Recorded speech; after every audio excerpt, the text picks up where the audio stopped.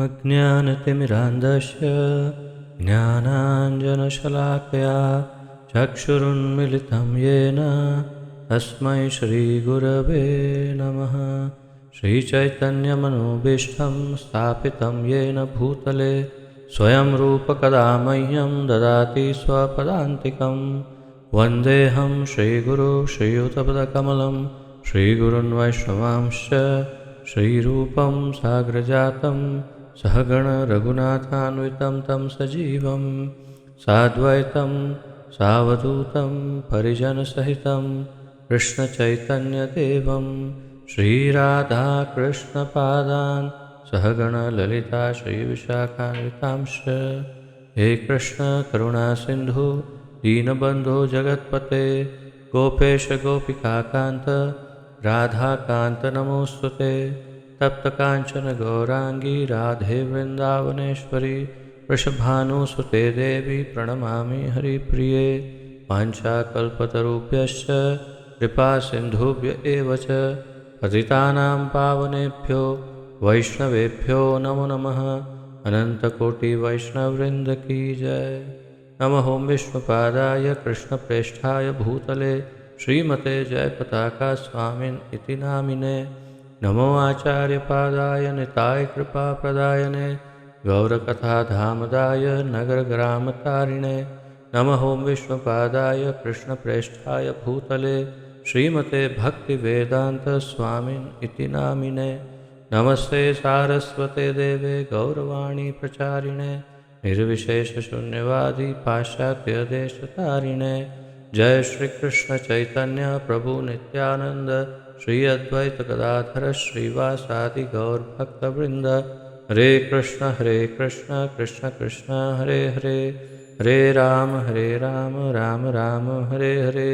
हरे कृष्ण कृष्ण कृष्ण हरे हरे हरे राम राम राम हरे हरे। हरे कृष्ण कृष्ण कृष्ण हरे हरे हरे राम राम राम हरे हरे।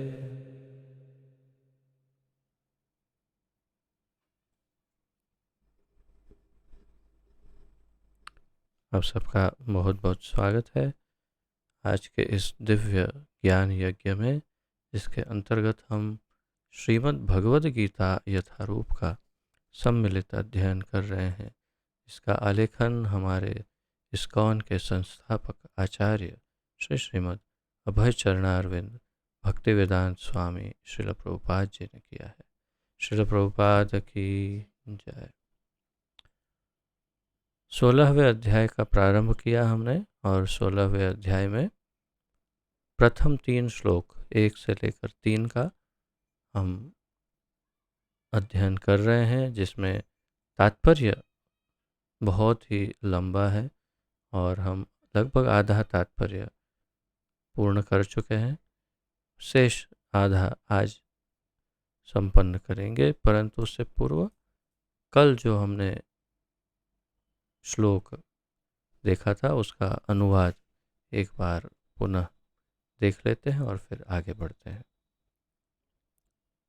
तो आपको स्मरण होगा कि इस अध्याय 16वें अध्याय का शीर्षक है दैवी तथा आसुरी स्वभाव, तथा इसमें प्रथम श्लोक में भगवान कहते हैं श्री भगवान उवाच। तो हम केवल अनुवाद पढ़ेंगे।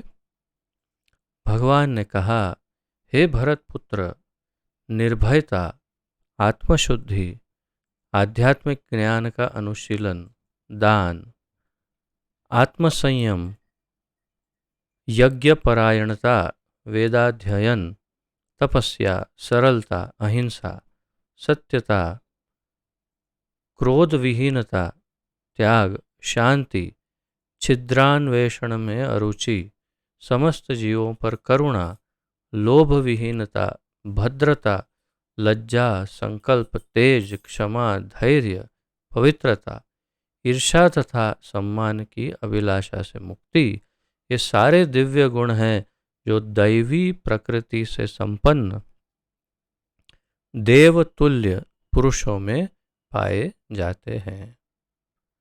तो ये किसमें ये गुण पाए जाते हैं? देव तुल्य पुरुषों में ये गुण पाए जाते हैं, जो वास्तव में 26 गुण भगवान ने यहाँ बताए हैं। सात्विक पुरुषों में, देवतुल्य पुरुषों में, सतोगुणी पुरुषों में ये पाए जाते हैं। अब हमने कल जो अध्ययन किया तात्पर्य का, उसमें हम दान तक पहुँचे हैं, मेरा जहाँ तक अनुमान है। तो अगला गुण दान है, वहाँ से हमें प्रारंभ करना है। ज्ञान तक हमने कल किया, ज्ञान योग व्यवस्थिति वो हमने पूर्ण किया था कल।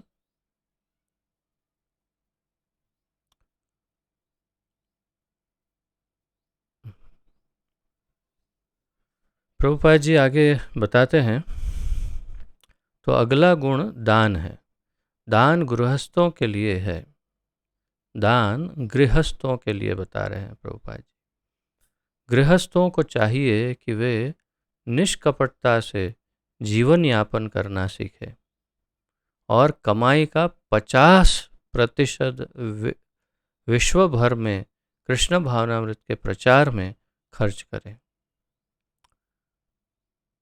तो ये प्रश्न हो सकता है कि प्रभुपाद जी जो बता रहे हैं वो कहाँ से ये ज्ञान आया। तो शास्त्रोक्त ज्ञान ही प्रभुपाद जी यहाँ बता रहे हैं, बल्कि प्रभुपाद जी हमेशा शास्त्रोक्त ज्ञान ही देते हैं।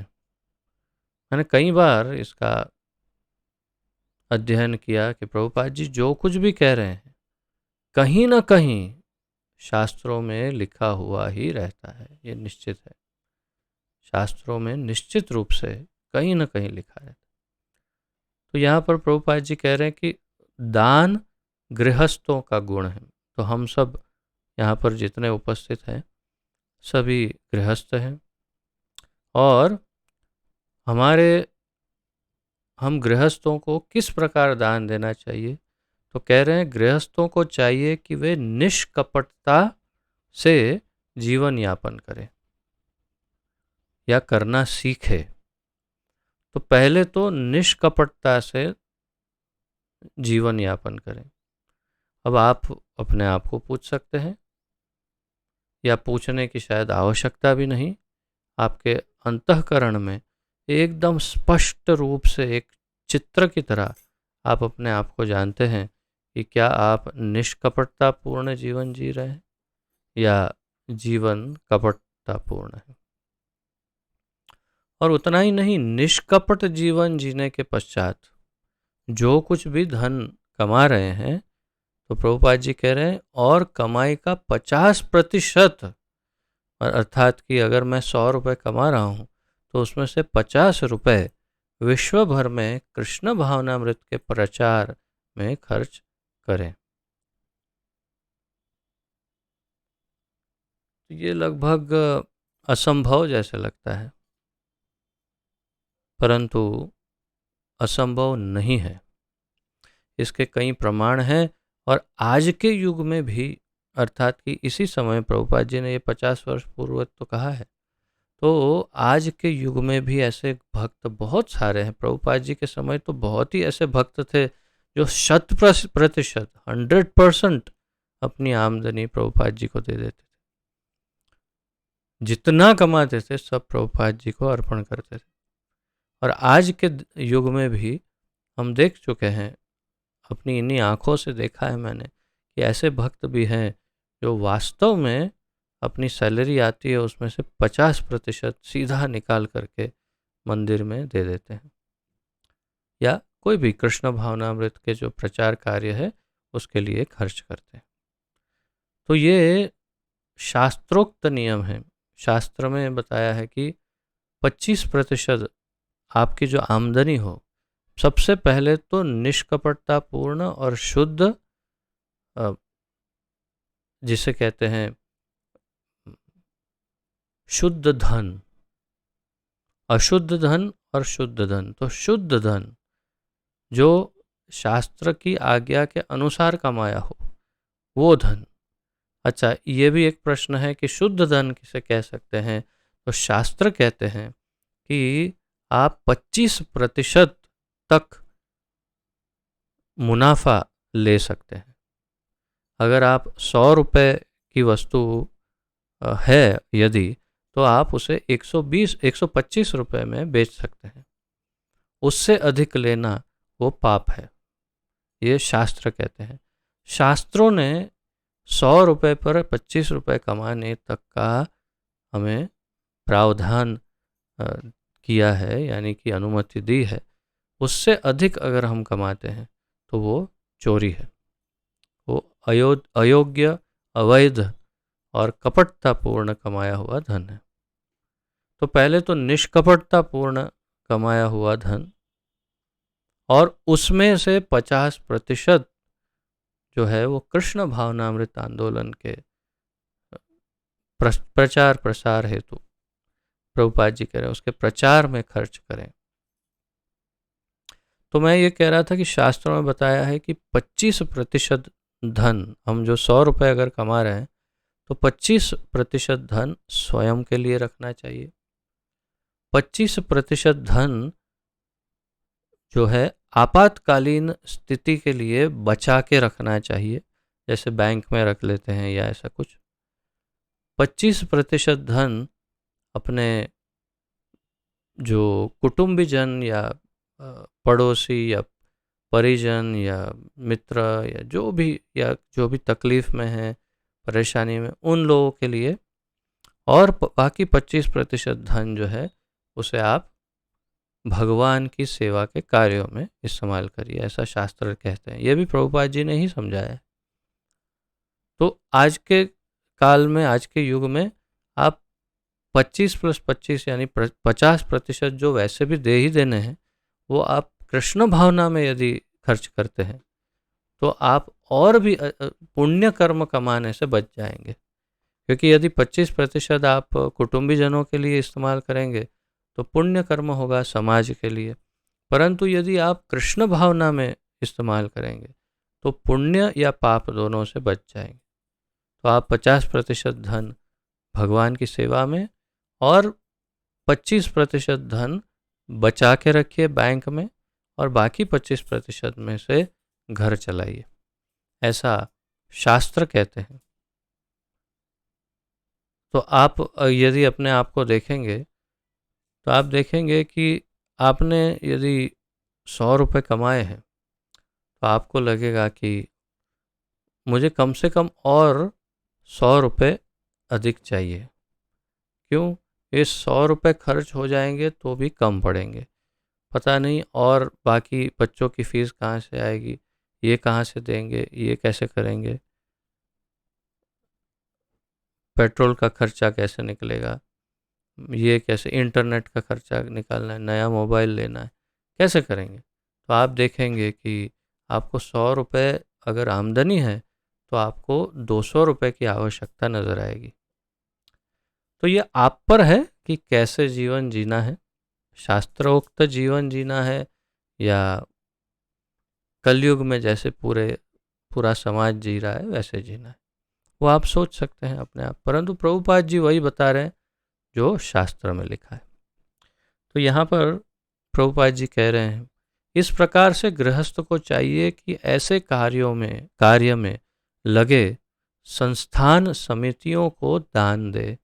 तो जो कृष्ण भावना भावित संस्थानें हैं उनमें ही दान दे, ऐसा प्रभुपाद जी कह रहे हैं, शास्त्र कह रहे हैं।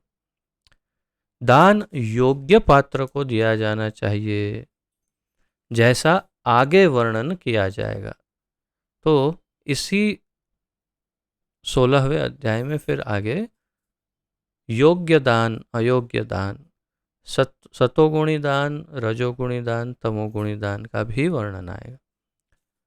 तो इसमें उसी का सार लेते हुए प्रभुपाद जी अभी से बता रहे हैं कि दान हमेशा सतोगुणी होना चाहिए, सतगुण में दान दिया होना चाहिए।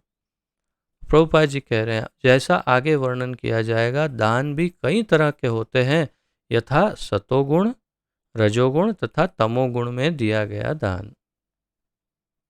सतोगुण में दिए जाने वाले दान की संस्तुति शास्त्रों ने की है।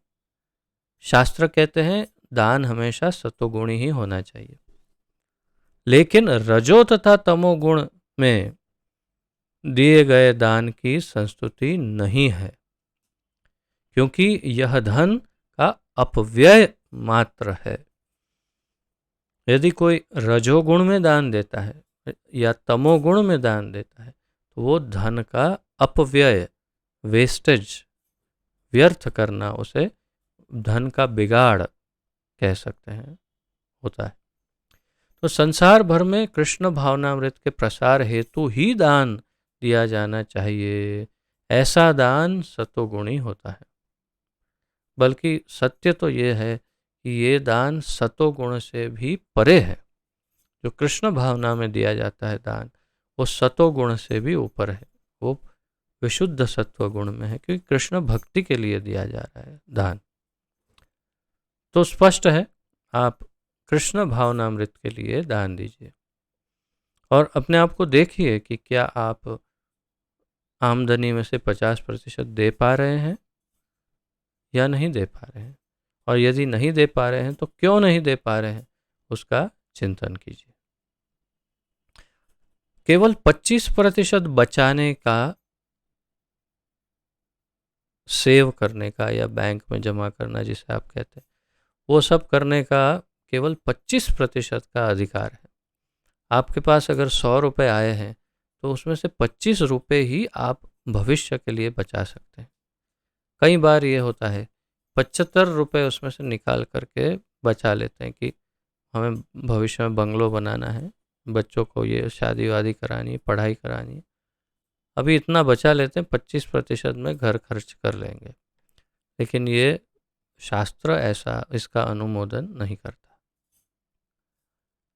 जहाँ तक दम, तो ये हुआ दान की बात। यहाँ तक प्रभुपाद जी केवल सीमित चर्चा कर रहे हैं, क्योंकि आगे फिर विस्तार से दान की चर्चा इसी अध्याय में आ जाएगी। जहाँ तक दम यानी आत्मसंयम का प्रश्न है, यह धार्मिक समाज के अन्य आश्रमों के लिए नहीं है, अपितु गृहस्थ के लिए विशेष रूप से है। दम यानी आत्मसंयम यानी दमन। कल मैंने आपको उदाहरण दिया था कालिया दमन और केशी मर्दन या पूतना मर्दन। तो मर्दन और दमन का अंतर समझाया था। और दम यानी आत्मसंयम, कंट्रोल, सेंस कंट्रोल, इंद्रियों का दमन या दम। तो प्रभुपाद जी कह रहे हैं धार्मिक समाज के अन्य आश्रमों के लिए नहीं है। क्या? आत्मसंयम। जहाँ तक आत्मसंयम या दम का प्रश्न है, अपितु गृहस्थ के लिए विशेष रूप से है। तो हमें लगेगा, जबकि आज का जो समाज है उसे लगता है कि गृहस्थ आश्रम यानी लाइसेंस। किस चीज़ का लाइसेंस? बिल्कुल मुक्त हो करके अपनी सारी इंद्रियों का भोग करने का लाइसेंस, यानी गृहस्थाश्रम यानी शादी। शादी होते ही बिल्कुल मुक्त हो करके अपनी इंद्रियों को, सभी इंद्रियों का खुलकर भोग कर सकते हैं, ऐसा लोग समझते हैं। और शास्त्र उसे कहते हैं गृहमेधी। गृहमेधी, गृहमेधी यानी ऐसे लोग जो किसी नीति नियम के बिना गृहस्थ आश्रम में रहते हैं, परिवार का पारिवारिक जीवन जो जीते हैं, उन्हें कहते हैं गृहमेधी। तो ये एक बहुत ही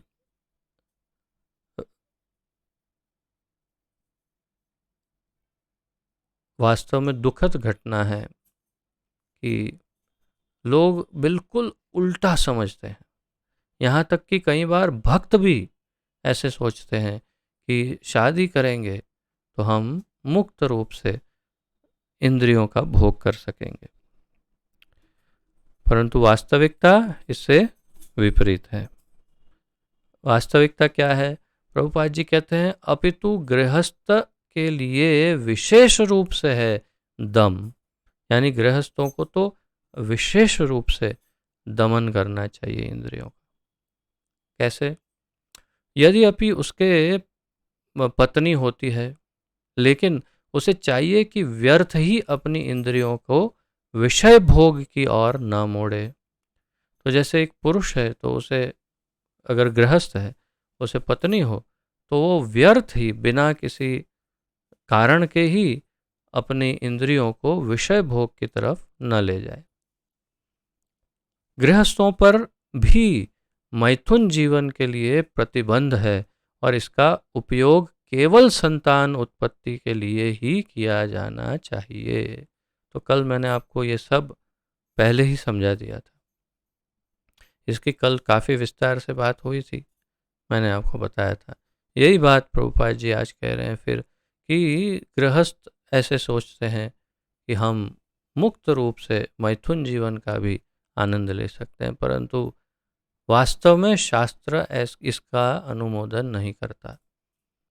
इसकी अनुमति कोई शास्त्र नहीं देते, बल्कि इसके लिए प्रतिबंध है। और प्रतिबंध यानी रोक है कि उसका उपयोग केवल संतान उत्पत्ति के लिए ही किया जाना चाहिए।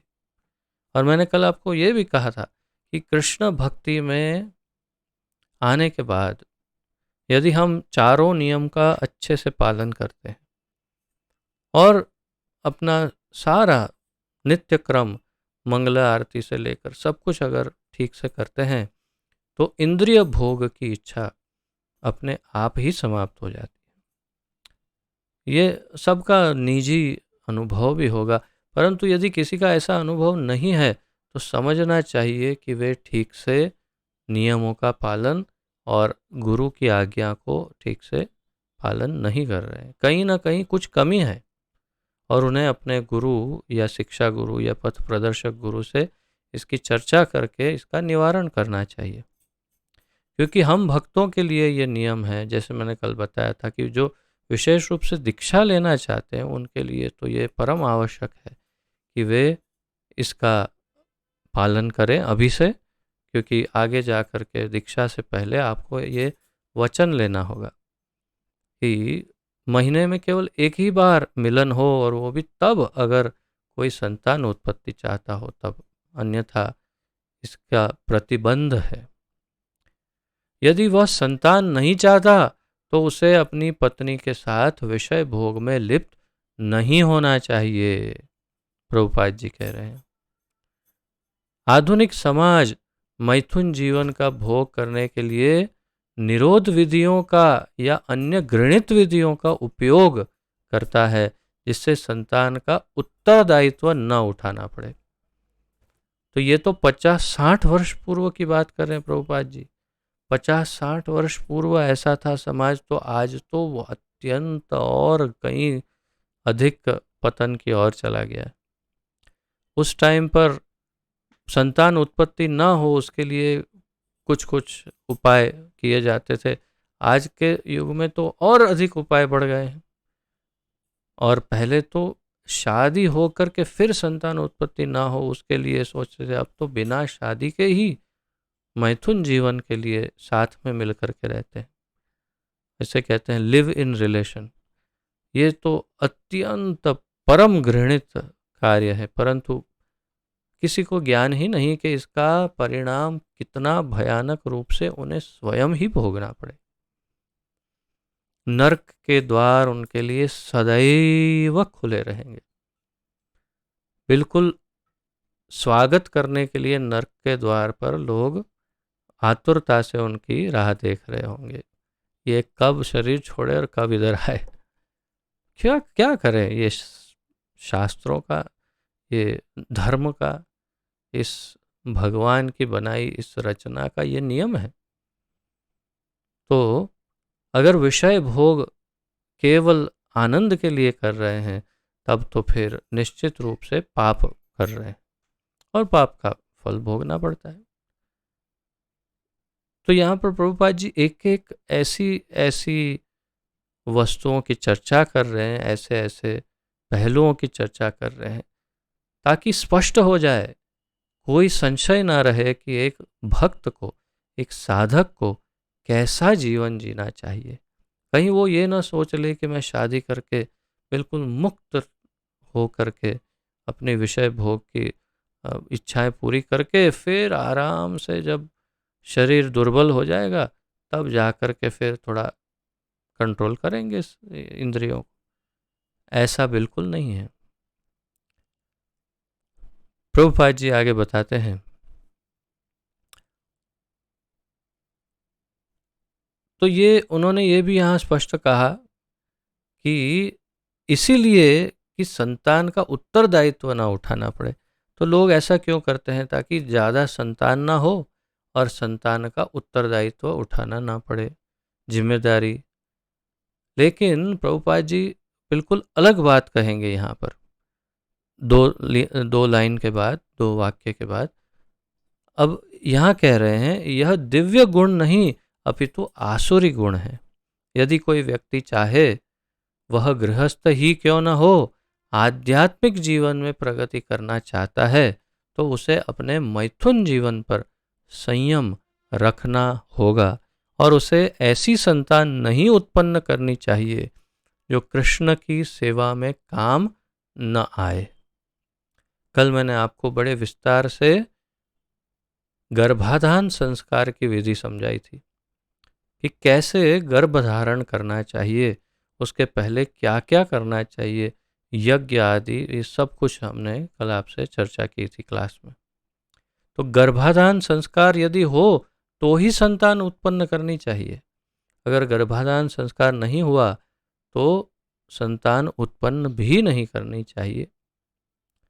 अन्यथा कैसे काल में आप संतान उत्पत्ति कर रहे हैं उसका प्रभाव होगा और संतान भी ऐसी ही आएगी, उस काल, उस समय, उस परिस्थिति के अनुसार। यानी मैं एस्ट्रोलॉजी या उसके दृष्टिकोण से बता रहा हूँ आपको। तो यहाँ प्रभुपाद जी इस बात को कह रहे हैं कि उसे संयम रखना होगा, मैथुन जीवन पर संयम, और उसे ऐसी संतान उत्पन्न करनी चाहिए जो कृष्ण की सेवा में काम आए, या ऐसी संतान नहीं उत्पन्न करनी चाहिए जो कृष्ण की सेवा में काम न आए। तो पहले ही सोच लेना है कि संतान मुझे ऐसी चाहिए जो भगवान की भक्त हो। यदि वह ऐसी संतान उत्पन्न करता है जो कृष्ण भावना भावित हो सके तो वह सैकड़ों संतानें उत्पन्न कर सकता है। प्रभुपाद जी, मैं अभी आपसे कह रहा था, दो वाक्य के बाद प्रभुपाद जी अद्वितीय बात करेंगे। आप कहेंगे आज के युग में तो केवल एक या दो ही संतान पर्याप्त है, परंतु प्रभुपाद जी कह रहे हैं आप अनगिनत संतानें उत्पन्न कर सकते हैं यदि आप कृष्ण भावना भावित, कृष्ण भक्त संतानों को उत्पन्न कर रहे हैं तो। और प्रभुपाद जी के शिष्यों ने वैसा किया। प्रभुपाद जी के जो शिष्य हैं, जो उनके कई शिष्यों ने 5, 7, 10 ऐसे कई कई संतानें उत्पन्न की। और आश्चर्य की बात है कि लगभग सभी कभी न कभी युवा अवस्था में, बाल्यकाल में, या थोड़े बड़े होकर भी, लेकिन अवश्य भक्ति में लग जाते हैं। तो प्रभुपाद जी की वो वाणी सार्थक हुई। यदि भक्तों के वहाँ संतानें उत्पन्न होती है तो वो भक्ति में ही लग जाती है। तो उन्हें तो कोई सीमा भी रखने की आवश्यकता नहीं भक्ति के लिए, संतान उत्पन्न करने के लिए। और उनकी देखभाल कौन करेगा? स्वयं ठाकुर जी देखेंगे, स्वयं भगवान उनकी देखभाल करेंगे। लेकिन ऐसी क्षमता के बिना किसी को इंद्रिय सुख के लिए काम भोग में लिप्त नहीं होना चाहिए। तो यदि ऐसी कोई क्षमता ना हो कि हमने अपने बच्चों को भगवान का भक्त बना पाएंगे, यदि उसमें डाउट है तो फिर इंद्रिय सुख के लिए काम भोग में लिप्त नहीं होना चाहिए। आशा ही इस प्रकरण में आप इस बात को एकदम स्पष्ट समझ गए होंगे। कल भी समझाया था, आज भी इसी बात की चर्चा जो है वो दोहराई गई है। और अब मेरे ख्याल से आपको एकदम स्पष्ट हो गया होगा कि हमें मैथुन जीवन को एकदम संयमित ढंग से जीना होता है। यदि भक्त हम अपने आप को कहते हैं या भक्ति में आगे बढ़ना है तो यदि इस पर संयम नहीं तो हम साधना में कभी सफल हो ही नहीं सकते। प्रभुपाद जी ने यहीं पर बताया ना।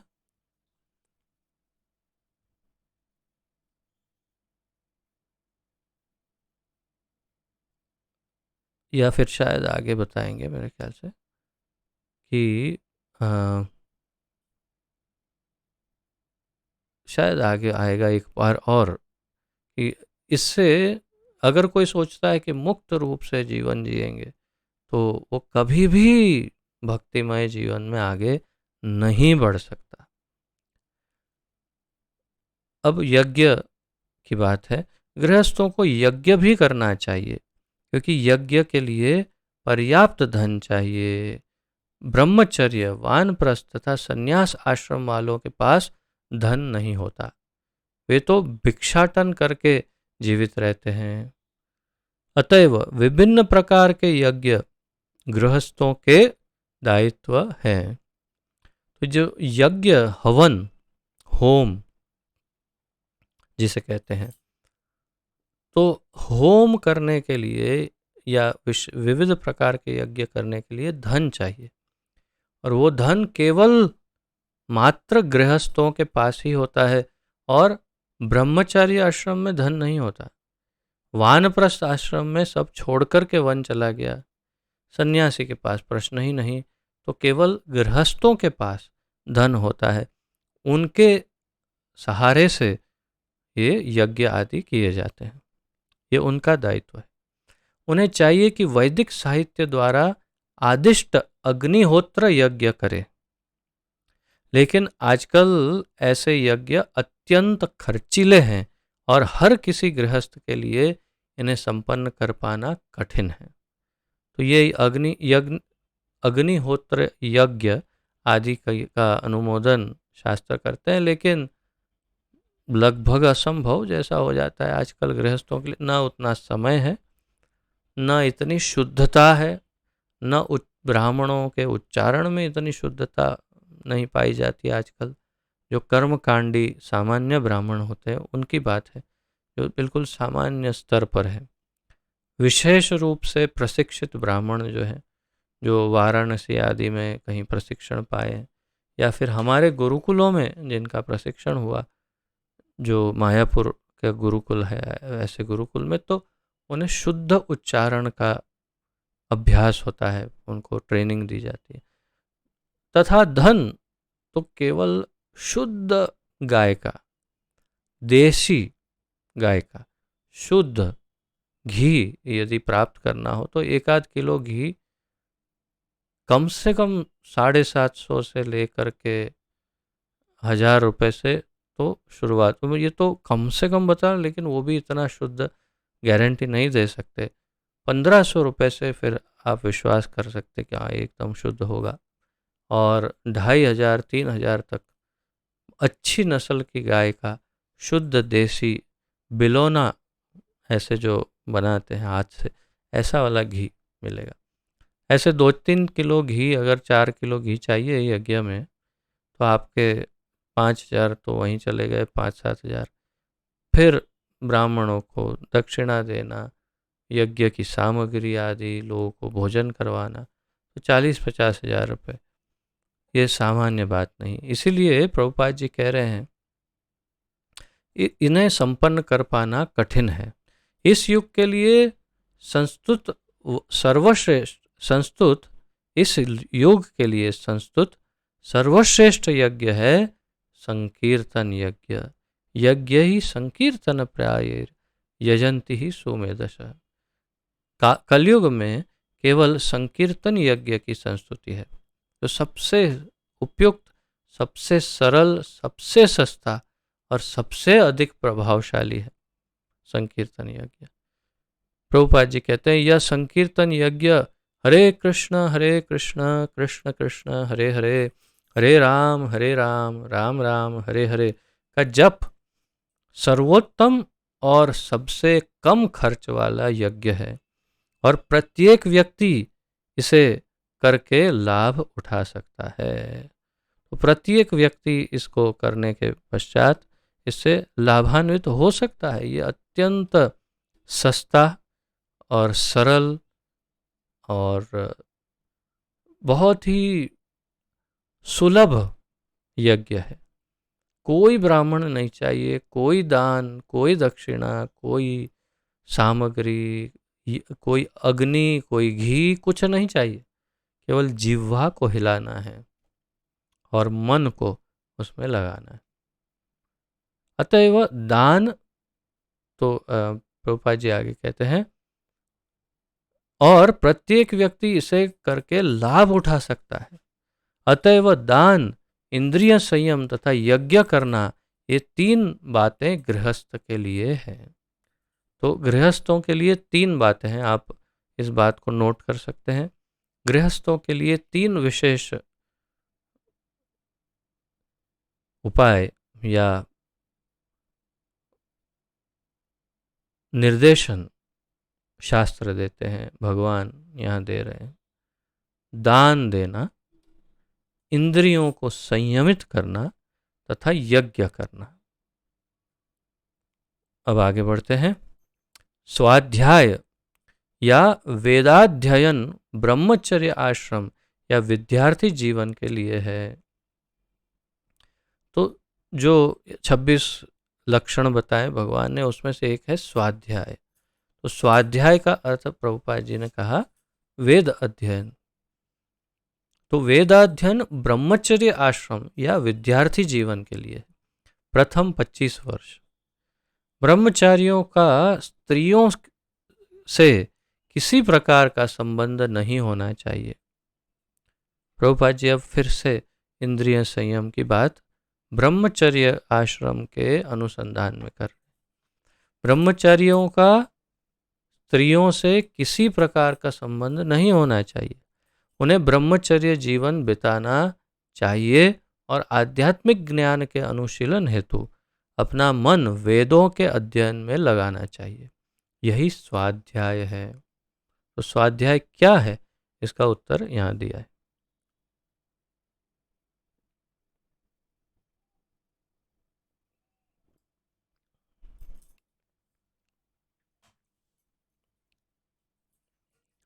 तपस या तपस्या प्रभुपाद जी कह रहे हैं वानप्रस्थों के लिए है। तो तपस्या किसके लिए है? न ब्रह्मचार्य आश्रम के लिए और न गृहस्थों के लिए। नहीं, ये बात ठीक नहीं है। अर्थात मैं जो कह रहा हूँ वो प्रभुपाद जी यहाँ बता तो रहे हैं वानप्रस्थों के लिए, परंतु गृहस्थ जीवन में भी ये तपस्या आवश्यक है। किस प्रकार की, आगे समझाएंगे। तो तपस या तपस्या वानप्रस्थों के लिए विशेष है। जो वन में जा रहे हैं, गृहस्थ आश्रम को छोड़ रहे हैं, उन्हें अधिक तपस्या करनी चाहिए। मनुष्य को जीवन भर गृहस्थ ही नहीं बने रहना चाहिए।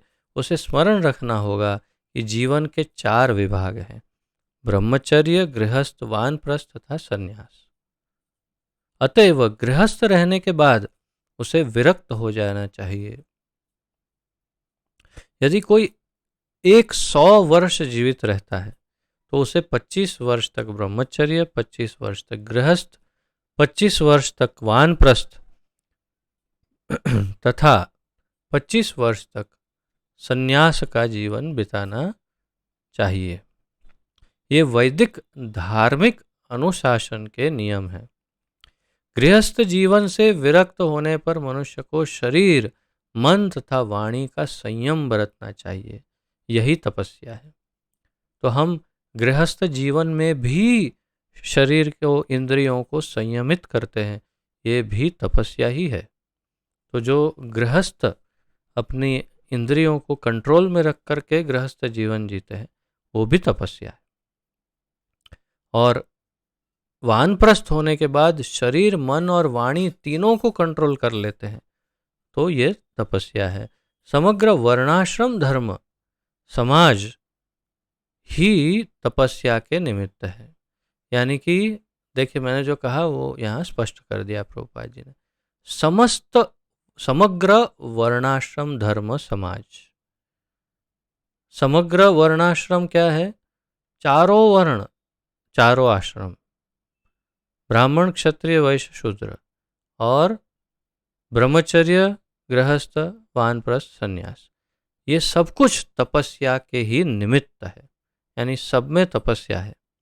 तपस्या के बिना किसी को मुक्ति नहीं मिल सकती। तपस्या के बिना कोई मुक्त नहीं हो सकता। अब इस पर विशेष ध्यान दीजिएगा। यदि कोई सोचता है कि हाँ, मैं ये कर रहा हूँ, मैं वो कर रहा हूँ, मैं वो कर रहा हूँ, तपस्या की क्या ज़रूरत है? तपस्या जरूरी है।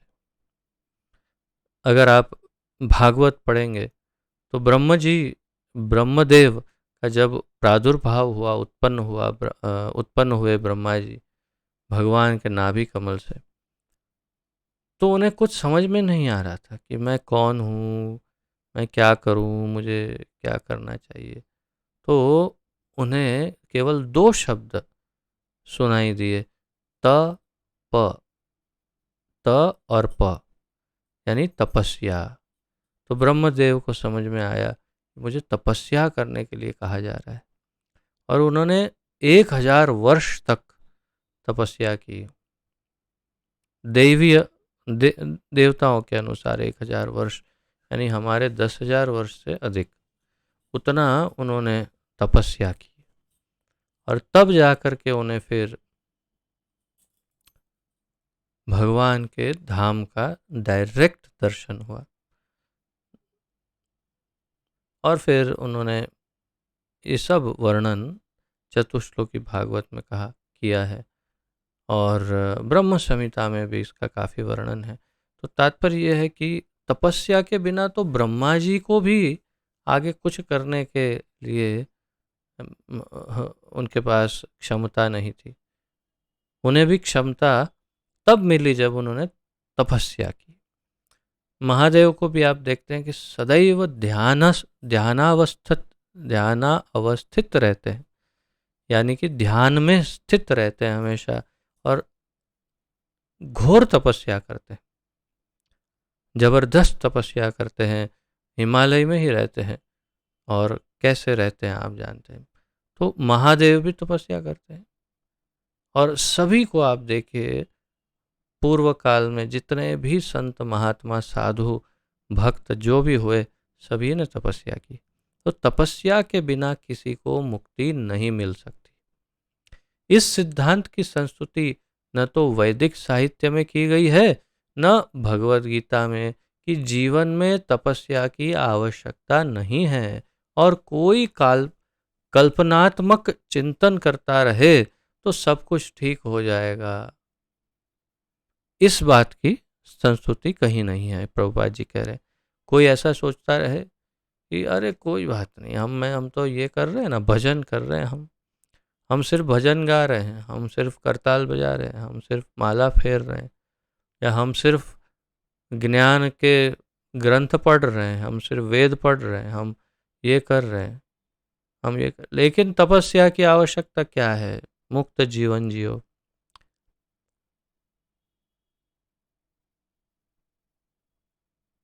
तो ये उनकी गलत धारणा है।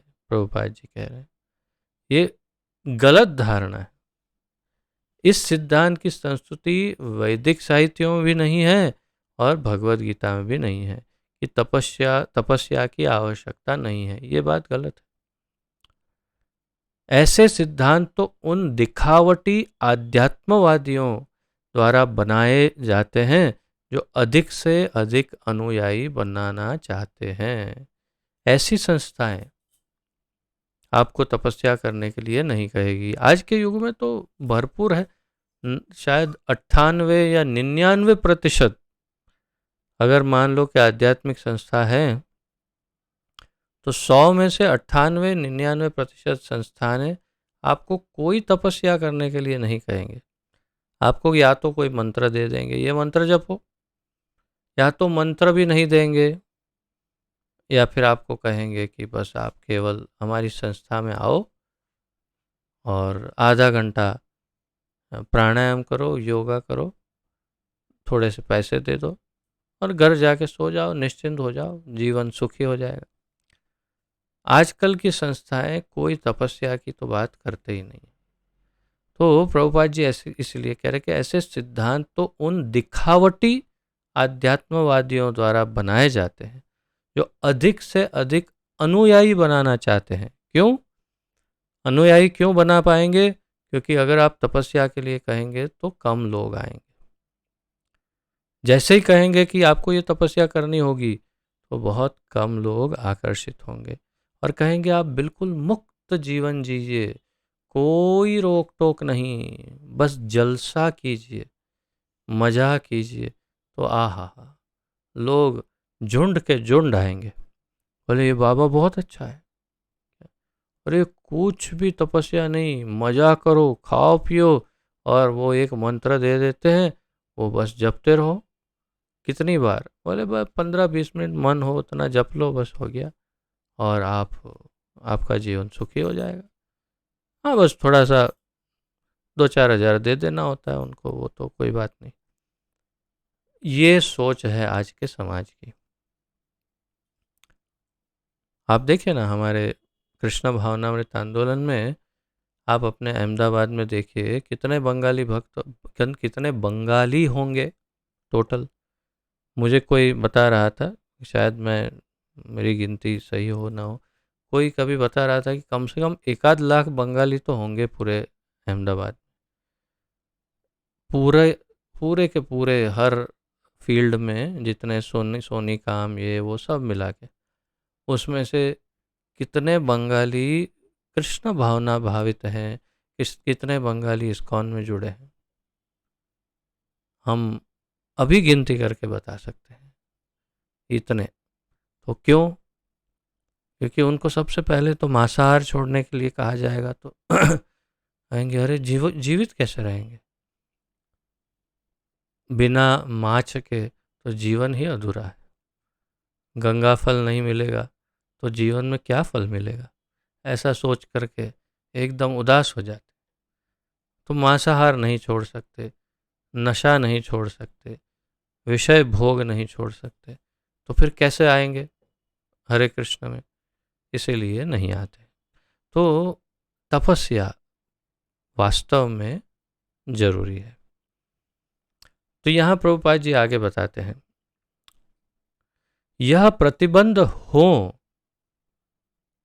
यदि प्रतिबंध हो, विधि विधान हो, तो लोग इस प्रकार आकर्षित न हो। यही बात है कि अगर कोई प्रतिबंध हो, ऐसे विधि विधानों का पालन करना हो, 4 नियम पालन करो, 16 माला जप करो, प्रचार करो, आरती करो, मंगला में 4 बजे उठो, ये करो वो करो, तो अरे बहुत बहुत हो गया, हम तो कैसे कर सकते हैं, हमारे पास समय ही नहीं है, हमें तो ये है वो है, बहुत बहाने निकालते हैं लोग।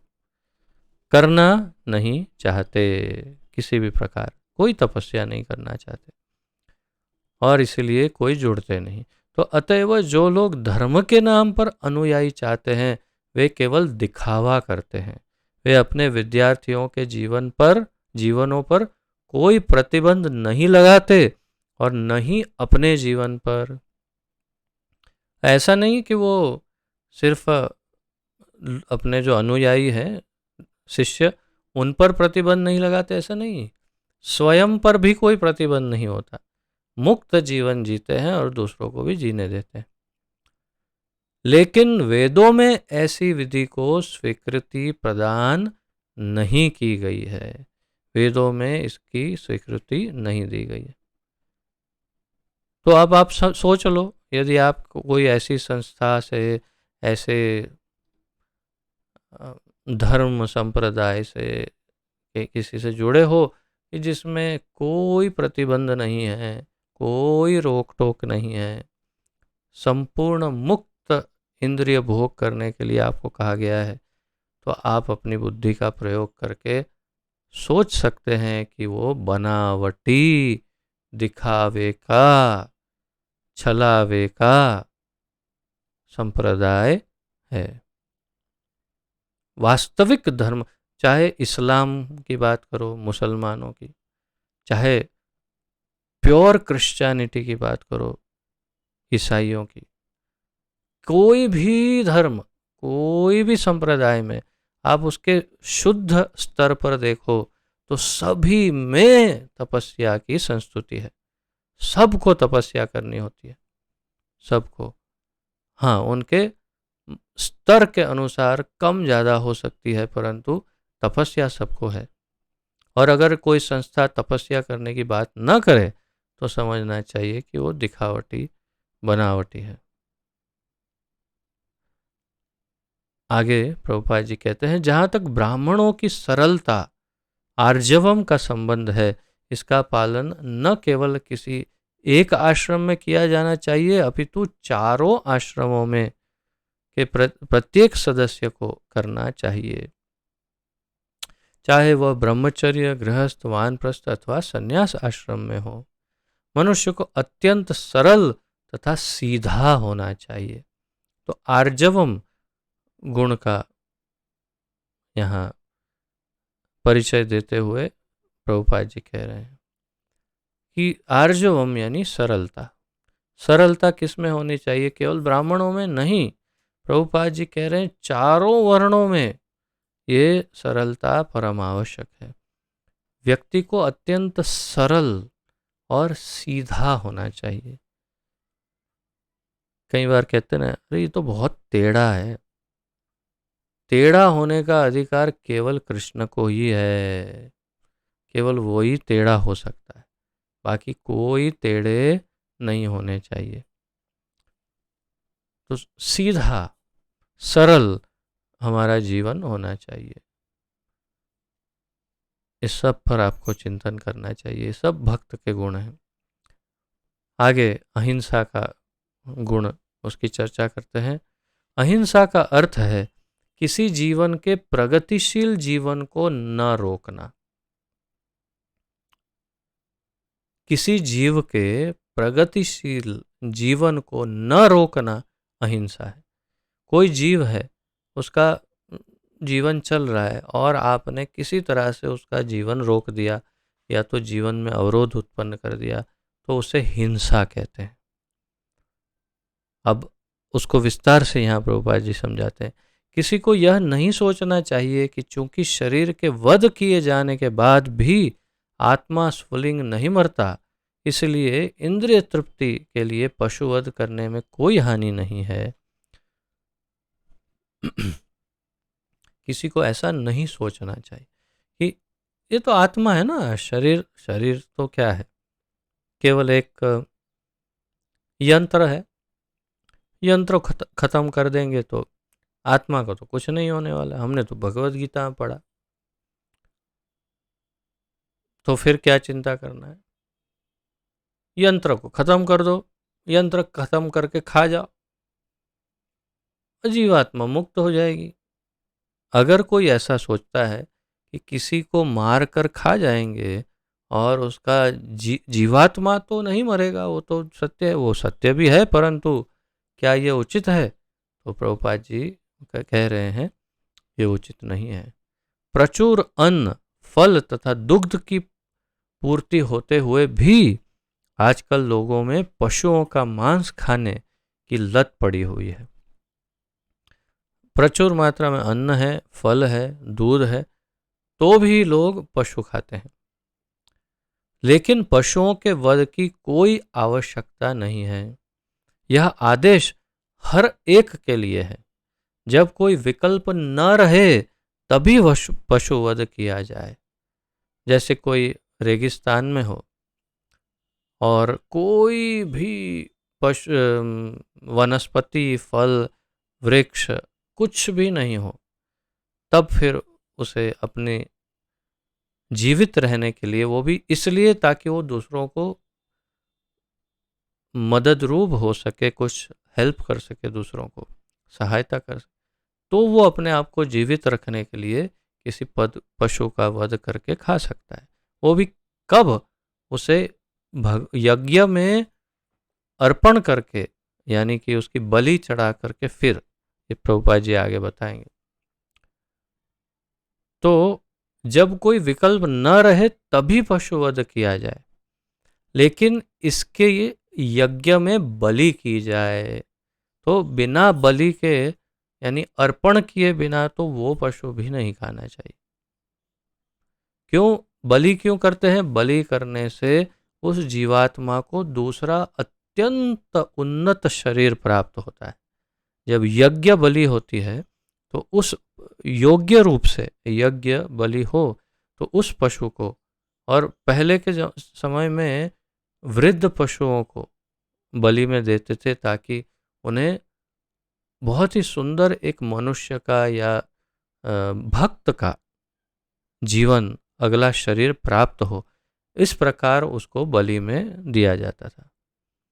आजकल बलि के नाम पर से केवल काट के 2-4 मंत्र इधर उधर बोल करके खा जाते हैं। तो ये वास्तव में कलयुग के लिए तो उपयुक्त है ही नहीं वास्तव में, लेकिन प्रभुपाद जी हमें ज्ञान दे रहे हैं कि ऐसा कर सकते हैं। कब? जब आप रेगिस्तान में हो, कुछ मिल नहीं रहा हो तो। जो भी हो, जब मानवता के लिए प्रचुर भोजन हो तो जो लोग आध्यात्मिक साक्षात्कार में प्रगति करने के इच्छुक हैं उन्हें पशु हिंसा नहीं करनी चाहिए। जो आध्यात्मिक मार्ग में आगे बढ़ रहे हैं उन्हें पशु हिंसा नहीं करनी चाहिए। वास्तविक अहिंसा का अर्थ है कि किसी के प्रगतिशील जीवन को रोका न जाए। पशु भी अपने विकास काल में एक पशु योनि से दूसरी पशु योनि में देहांतरण करके प्रगति करते हैं। जैसे एक उदाहरण, एक चूहे को मार दिया या अपने आप मर गया तो चूहा अगले जन्म में बिल्ली बनेगा, बिल्ली के बाद अगले जन्म में कुत्ता बनेगा, कुत्ते के बाद अगले जन्म में शेर बनेगा, शेर के बाद अगले जन्म में गाय बनेगा, और फिर अगले जन्म में मनुष्य बनेगा।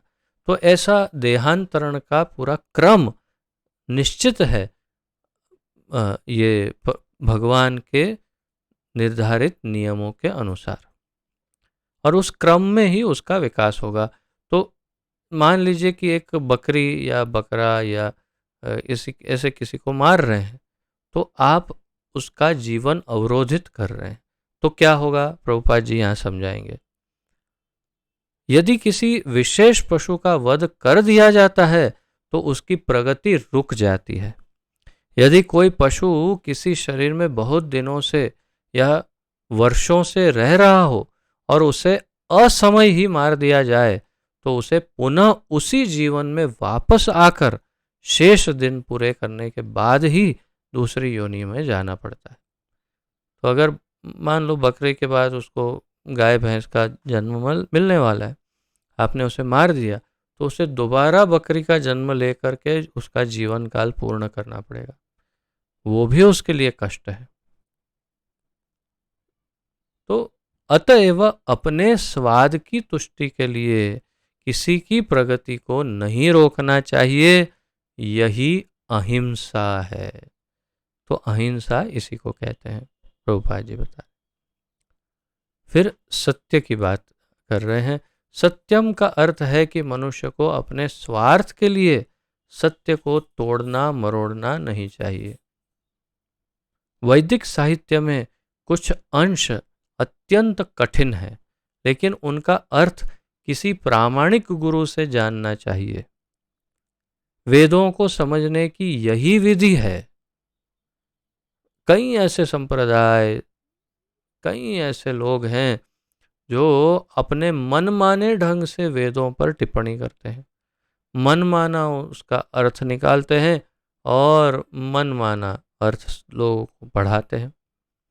जैसे भगवत गीता 600 से अधिक या बल्कि और भी ज़्यादा अलग अलग इसके उसकी प्रस्तुतियाँ उपलब्ध हैं मार्केट में।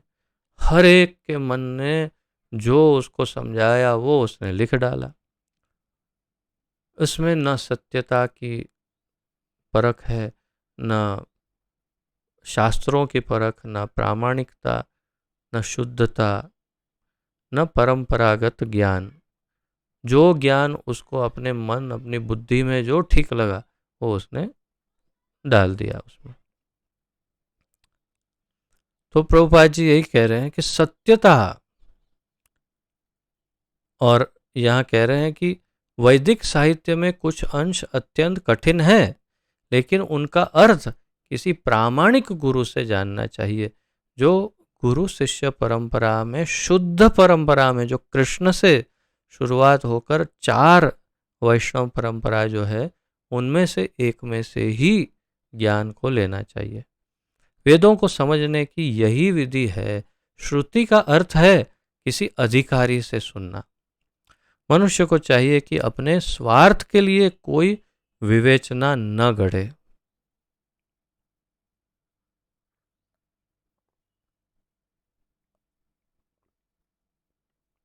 यही सबसे बड़ी विडंबना है, यही प्रॉब्लम है। आजकल का मनुष्य अपने स्वार्थ के लिए कुछ भी कर लेता है, यहाँ तक कि शास्त्रों को भी तोड़ मरोड़ देता है। भगवत गीता की अनेक टीकाएं हैं, प्रभुपाद जी कह रहे हैं, जिसमें मूल पाठ की गलत व्याख्या की गई है। शब्द का वास्तविक भावार्थ प्रस्तुत किया जाना चाहिए और इसे प्रामाणिक गुरु से ही सीखना चाहिए। तो किससे भगवत गीता सुननी चाहिए, किसकी भगवत गीता सुननी चाहिए, या शास्त्र सुनने चाहिए, या धार्मिक या आध्यात्मिक ज्ञान किससे लेना चाहिए, उसका स्पष्टीकरण कर रहे हैं। इसके पश्चात क्रोध। अक्रोध का अर्थ है क्रोध को रोकना। यदि कोई क्षुब्ध बनावे तो भी सहिष्णु बने रहना चाहिए, क्योंकि एक बार क्रोध करने पर सारा शरीर दूषित हो जाता है। तो यहाँ सहिष्णुता की, सहनशीलता की बात कर रहे हैं प्रभुपाद जी, कि यदि कोई क्रोधित करे आपको तो भी नहीं क्रोधित होना चाहिए, या क्रोध को रोक लेना चाहिए, क्योंकि अगर क्रोध आ गया तो अपने शरीर को दूषित कर देगा। कुछ समय पूर्व मैं किसी से बात कर रहा था, हमारे किसी परिचित से, तो बता रहे थे कि उनको एक दिन इतना क्रोध आया कि उन्होंने अपना हाथ जो है वो फ्रिज के अंदर मार दिया। क्रोध वो अपने परिवार के लोगों पर तो क्रोध निकाल नहीं सकते थे, तो उन्होंने फ्रिज को एक पंच मार दिया। फ्रिज इतना मजबूत मटेरियल का बना है, जो उसके ऊपर फाइबर जो है इतना मजबूत मटेरियल होता है कि उन्हें अंदाज़ा नहीं था। उनको लगा होगा कि फ्रिज तोड़ के 2 टुकड़े हो जाएंगे, लेकिन उनकी उंगली के 2 टुकड़े हो गए। उंगली टूट गई, हाथ फ्रैक्चर हो गया और नुकसान हो गया। एक बार अन्य कोई कह रहा था कि उनको इतना क्रोध आया कि वो ऐसे दांत ऐसे कचकचाने लगे और इतना जोर से उन्होंने दांत को दबा दिया, अपने दांतों को इतना जोर से कसा कि उनका एक दांत ही उनके मूल में से टूट करके बाहर गिर गया। इतना तेज गुस्सा, उन्होंने अपने दांतों को कचकचाया, दांत ही टूट के गिर गया। लोग मुक्का मार के दूसरे का दांत तोड़ते हैं, इन्होंने तो अपना दांत खुद ही तोड़ दिया क्रोध की वजह से। बताइए। तो सबके मुख लटके हुए हैं, कोई ध्यान से सुन नहीं रहा, ऐसा लग रहा है। उसका 2 अर्थ हो सकता है, या तो आपका ध्यान नहीं है, या तो आप सब भी कहीं ना कहीं इसी प्रकार के क्रोध के आवेश को पहचानते हैं कि ऐसा आवेश आता है क्रोध में। तो फिर जो भी हो, यदि ऐसे आवेश में आते हैं तो उसे कंट्रोल करना सीखिए, और यदि इसके शिकार हो रहे हैं तो फिर भगवान से प्रार्थना कीजिए कि जो आपके ऊपर क्रोध कर रहा है उसको सद्बुद्धि मिले, और या तो उनको प्रेम से समझा सकते हैं कि उससे आपका ही नुकसान हो रहा है। इंसान या तो अपना या दूसरों का या दोनों का ही नुकसान अवश्य करता है। क्रोध में दोनों का ही निश्चित रूप से नुकसान होता है, सामने वाले का भी और स्वयं का भी। मेरा एक और मित्र था, बहुत कई वर्ष पूर्व, उसको किसी पर क्रोध आया, उसने उसको ऐसे मुख पर ऐसे पंच मारा, मुक्का मार दिया। तो उस व्यक्ति का मुख में तो ईजा चोट आई, पर इसके हाथ में भी फ्रैक्चर हो गया। तो 3 महीने तक हाथ में पट्टी बांध के घूमता रहा। बोले क्या फ़ायदा हो गया बताओ। क्रोध का वो बाद में उसको ये प्रतीति हो गई। वो कहता था मुझे कि मुझे तो अंदाज़ा भी नहीं था कि क्रोध का इतना भारी नुकसान होता है। 3 महीने तक मेरा हाथ बेकार हो गया, बस एक एक क्षण का क्रोध, और उस क्रोध में इतना भारी नुकसान हो गया। तो तात्पर्य यही है कि क्रोध पर नियंत्रण, और विशेष रूप से भक्तों को। तो क्रोध, प्रभुपाद जी आगे कहते हैं, क्रोध रजोगुण तथा काम से उत्पन्न होता है।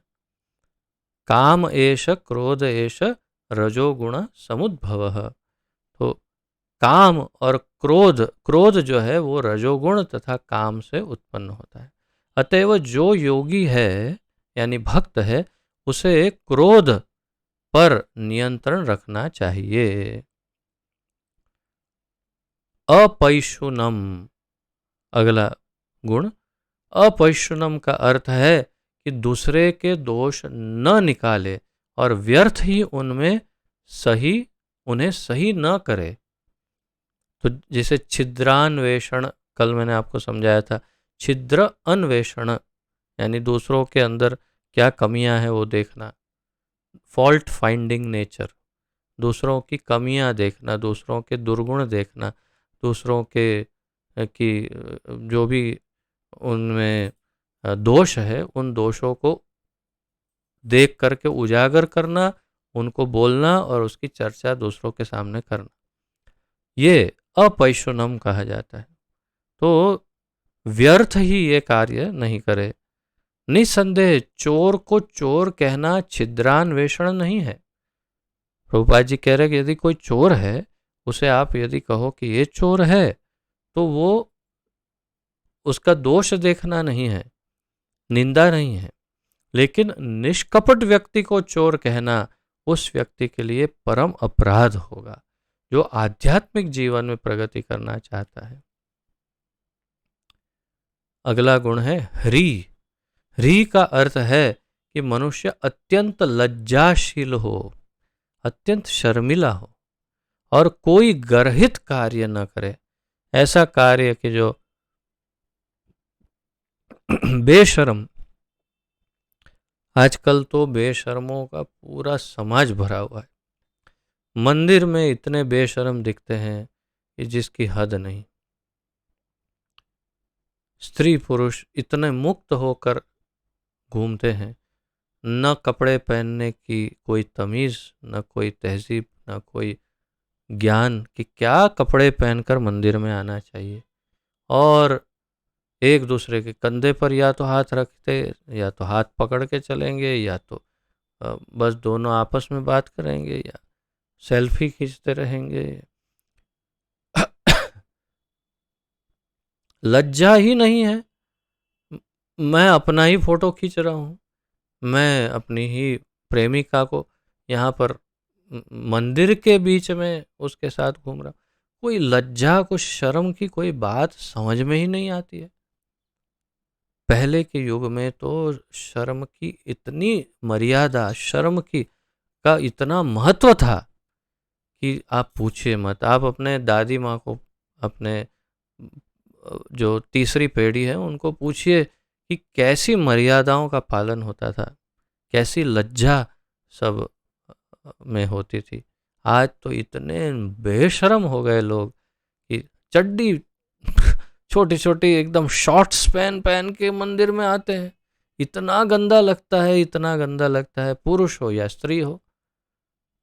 पता नहीं कहाँ लज्जा चली गई। एक मंदिर तो बहुत उत्तम किया था, मैं तो कई बार सोचता हूँ सभी मंदिरों को करना चाहिए।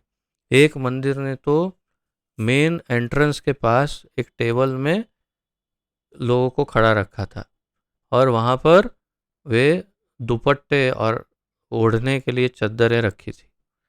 जो भी मंदिर में आता है देखते हैं कि बिना ढंग के कपड़े पहन के आए हैं, उनको देते हैं, ये लो अपना शरीर लपेटो इससे, पूरे मंदिर में जाओ, दर्शन करो, बाहर आके यहाँ रख के चले जाना।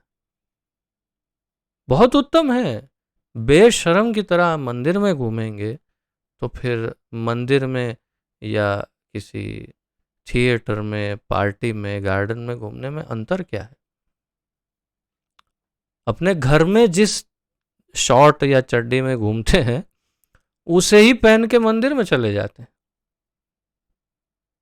और दिखता है कि ये वही है, उसने कपड़े भी नहीं बदले। इतने बेशर्म। तो लज्जाहीन नहीं होना चाहिए। मनुष्य अत्यंत लज्जाशील हो और कोई गर्हित कार्य यानी घृणित एकदम तुच्छ कार्य न करे। अचापलम, ये अगला गुण है। अचापलम या संकल्प का अर्थ है कि मनुष्य किसी प्रयास से विचलित या उदास न हो। संकल्प पूर्वक, बिना उदास हुए, बिना विचलित हुए भक्ति में आगे बढ़ता रहे। चाहे फेलियर आए, हो सकता है कभी फेलियर आए, यानी कभी सफल नहीं हो पाया किसी कारणवश, तो इसे परीक्षा मानना चाहिए या शुद्धिकरण मानना चाहिए और आगे बढ़ते रहना चाहिए गुरु के मार्गदर्शन में। तो अचापलम यानी संकल्प, किसी प्रयास में भले ही असफलता क्यों न मिले, किंतु मनुष्य को उसके लिए खिन्न नहीं होना चाहिए। उसे धैर्य तथा संकल्प के साथ प्रगति करनी चाहिए, विशेष रूप से भक्ति में। यहाँ पर प्रयुक्त तेजस शब्द क्षत्रियों के निमित्त है। अगला गुण है तेजस। और ध्यान रहे, यहाँ क्षत्रिय का अर्थ है जो जन्म से क्षत्रिय हो वो नहीं, जो कर्म से क्षत्रिय हो, यानी पुलिस में हो, आर्मी में हो या ऐसे किसी फोर्स में जो हो, उनको उनकी बात कही है यहाँ। क्षत्रियों को अत्यंत बलशाली होना चाहिए जिससे वे निर्बलों की रक्षा कर सकें। उन्हें अहिंसक होने का दिखावा नहीं करना चाहिए। अगर क्षत्रिय अहिंसक होगा तो फायदा क्या होगा?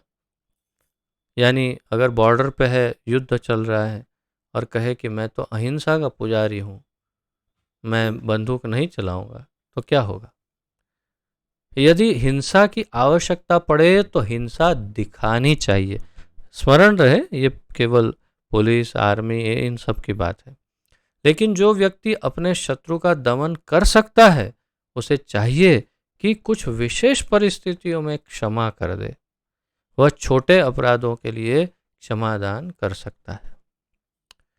शौचम, शौचम का अर्थ है पवित्रता, जो न केवल मन तथा शरीर की हो अपितु व्यवहार में भी हो।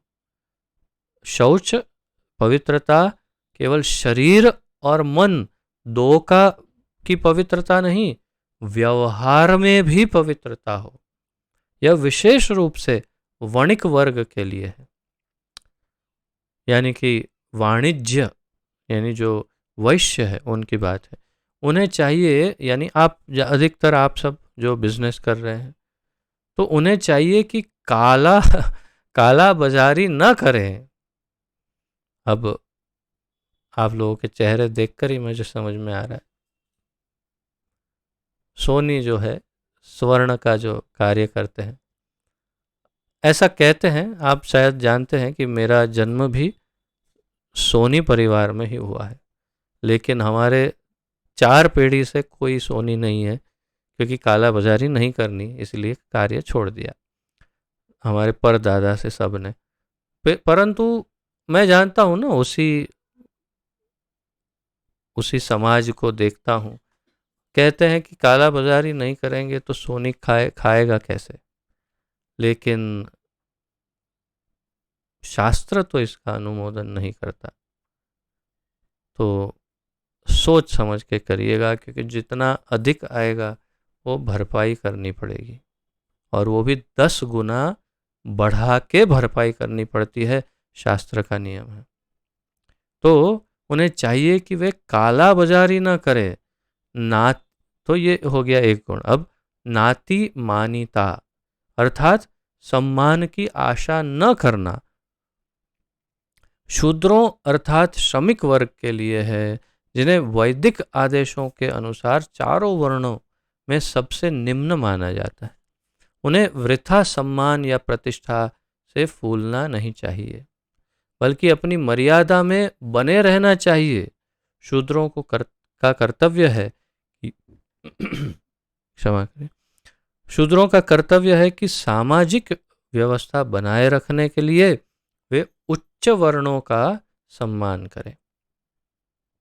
तो शूद्र से यहाँ पर जन्म की बात नहीं है, बल्कि किसी भी वर्ण आश्रम में जन्म की तो बात ही नहीं है, कर्म की बात है। जैसे भगवान ने कहा, तो कर्म अगर शूद्रों वाला हो, यानी जो कोई प्यून हो, कोई क्लार्क हो, कोई सफाई कर्मी हो, तो जैसे ये सब शूद्र कार्य है, तो उन्हें अपने ऊपरी जो है उन लोगों का सम्मान करना चाहिए, उनकी बातों का पालन करना चाहिए इत्यादि। तो यहाँ जो शूद्र कर्म कर रहे हैं उनकी बात है, उन्हें अपने ऊपरी तीनों वर्गों का सम्मान करना चाहिए। अंत में यहाँ पर वर्णित 26 गुण दिव्य है। वर्णाश्रम धर्म के अनुसार इनका आचरण होना चाहिए। सारांश यह है कि भले ही भौतिक परिस्थितियां शोचनीय हो, यदि सभी वर्णों के लोग इन गुणों का अभ्यास करें तो वे क्रमशः आध्यात्मिक अनुभूति के सर्वोच्च पद तक उठ सकते हैं। वर्णाश्रम धर्म पालन का इतना महत्व बता रहे हैं प्रभुपाद जी कि अगर चुस्तता से केवल वर्णाश्रम धर्म का पालन करेंगे तो भी आध्यात्मिक सर्वोच्च पद तक धीरे धीरे उठ पाएंगे। ये भी शास्त्र के अनुसार सत्य है। इसीलिए तो वर्णाश्रम व्यवस्था हमारे समाज में पहले से वैदिक काल में लाखों वर्षों से यही सिस्टम थी। अभी बस 100, 200, 500 वर्ष से ये सिस्टम खत्म हुई है। तो इस प्रकार हमने आज प्रथम 3 श्लोकों का अध्ययन समाप्त किया। चौथे श्लोक से कल आगे बढ़ाएंगे। आज यहीं पर विराम लेते हैं। यदि किसी का कोई प्रश्न या जिज्ञासा इत्यादि हो तो प्रस्तुत कर सकते हैं।